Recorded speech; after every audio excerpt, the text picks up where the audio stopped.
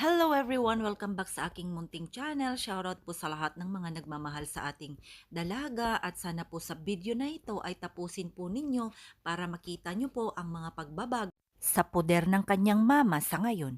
Makikita natin ang tutorials ni Reyna na kung saan ay pwede po natin itong ikumpara noon at ngayon at sana ay makapag-iwan kayo ng inyong mga komento kung ano ang masasabi nyo at sana wag po nating kaligtaan ipag-pray at i-wish ang ating dalaga sa patuloy na paggaling at sana nga ay maging okay ang lahat sa kanyang darating na gamutan.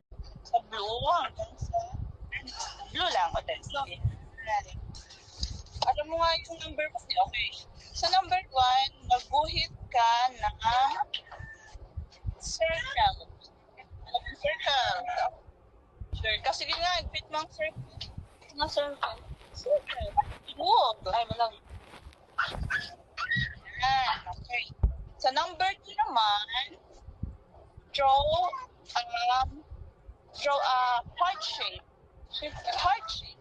Heart shape. Puso.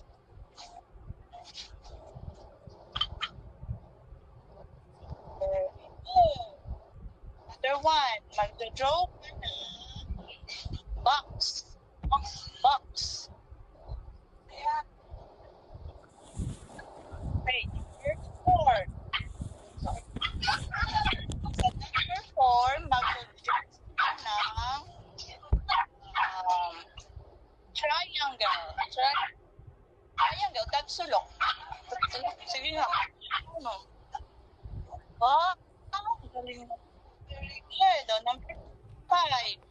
Number 5, magdodraw ka ng star. Very good. Galing. Anong shape ito? Below. Okay, ito. Heart. Ito. Okay. Anong shape yan? Triangle. No, ang triangle, tatlong side. Square. Ito. What? Yan. Triangle ito. Star. Yan. Okay. Okay lang. Okay. Teka. Asa ka? Okay.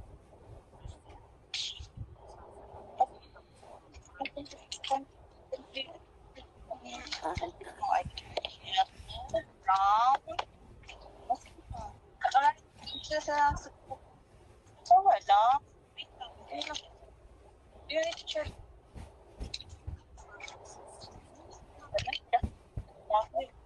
Ito red. Itong red. Purple. Maybe po, 5 color pinag natin. Okay.